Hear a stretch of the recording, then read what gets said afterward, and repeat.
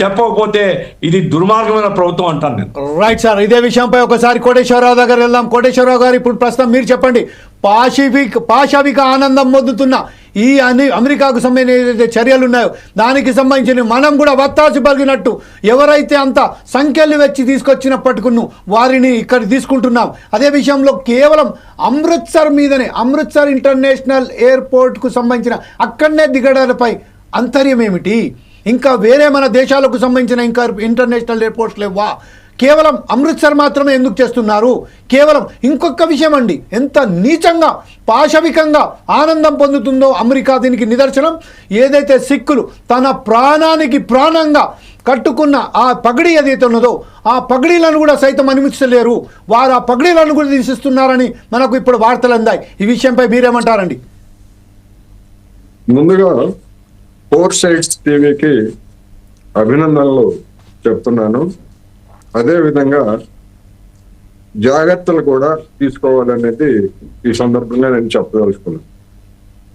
అభినందనలు ఎందుకు అంటే, దేశంలో ప్రధాన స్రవంతిలో ఉన్నటువంటి మీడియా అంతా కూడా గోడి మీడియాగా మారిపోయి ఏ తప్పు చేసినా కానీ దాన్ని ఒప్పుగా చిత్రించి చేస్తున్నటువంటి పూర్వరంగంలో ఇవాళ మన దేశం ఎదుర్కొంటున్నటువంటి ఆత్మగౌరవ సమస్యని ధైర్యంగా విమర్శనాత్మకంగా గళం విప్పేందుకు ఒక వేదికను ఏర్పాటు చేసినందుకు అభినందన.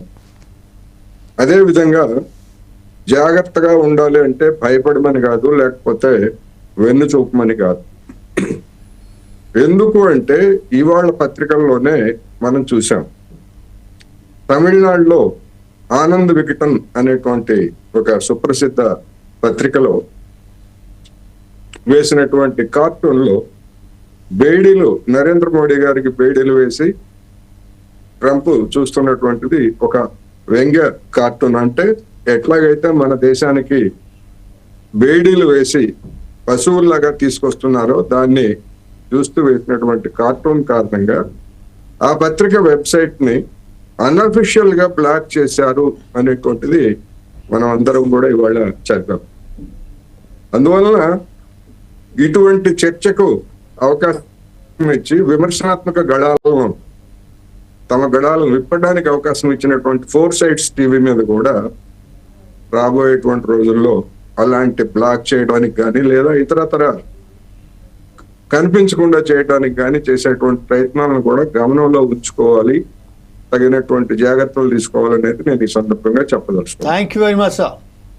ఒక జర్నలిస్ట్ గా అలాంటి చర్యల్ని ఆనంద్ వికటన్ అయినా, ఫోర్ సైడ్స్ అయినా, మరొకటైనా కానీ ఖండించడంలో నేను ముందుంటానని కూడా నేను ఈ సందర్భంగా చెప్తాను. ఇక్కడ కొలంబియా, ఇందాక మీరు బహుశా పొరపాటున కంపూచే అన్నారు, కంపూచే కాదు కొలంబియా లాటిన్ అమెరికాలో ఉన్నటువంటి ఒక చిన్న దేశం. అక్కడ గుస్తావ్ పెట్రో అనేటువంటి ఆయన అధ్యక్షుడిగా ఉన్నాడు. ఆయన వామపక్షవాది.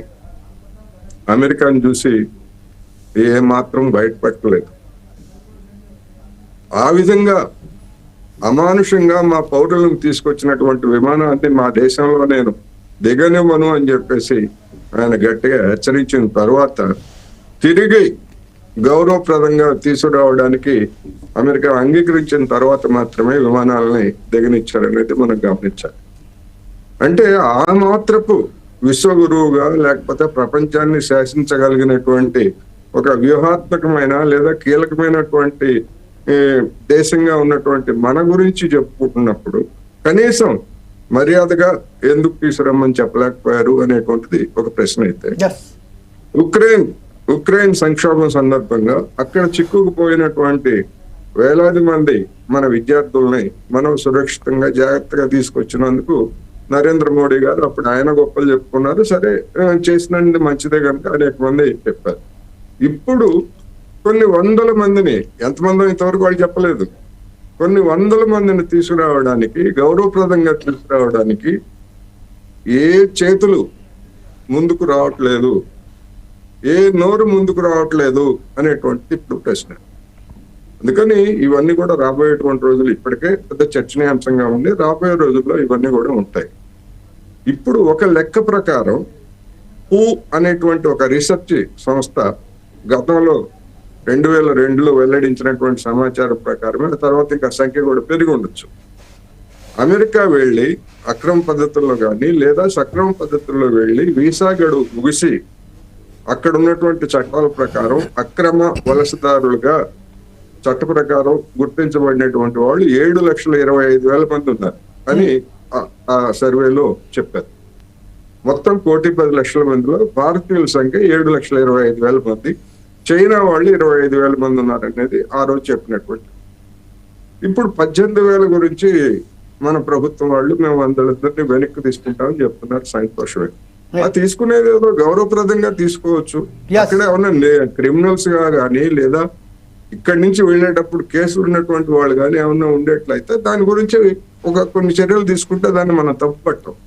కానీ గఫూర్ గారు చెప్పినట్టు లేదా ఇప్పుడు తెలుగు ప్రాంతాల నుంచి వస్తున్నటువంటి ఆందోళనకరమైనటువంటి వార్తలు ఏంటంటే ఈ 2-3 రోజుల నుంచి ఉన్నటువంటి 1 ఎకరం 2 ఎకరాలు 3 ఎకరాలు అమ్ముకొని మొత్తం అమెరికా వెళ్ళడానికి ఖర్చు పెట్టి ఇక్కడ తల్లిదండ్రులు బికారులుగా మారితే ఇప్పుడు వాళ్ళందరూ కూడా మీరు డబ్బు పంపిస్తే తప్ప మేము అక్కడ విద్యను కొనసాగించలేము, లేకపోతే ఉండలేము, తిరిగి రాలేము అంటే డబ్బు పంపించడానికి తల్లిదండ్రుల దగ్గర లేక అక్కడ వాళ్ళు ఇబ్బందులు పడుతూ ఒక విధంగా ఏంటంటే భయానకమైనటువంటి పరిస్థితుల్లో ఉన్నారు అనేక వందల కుటుంబాలు అనేటువంటి వార్తలు వస్తున్నాయి.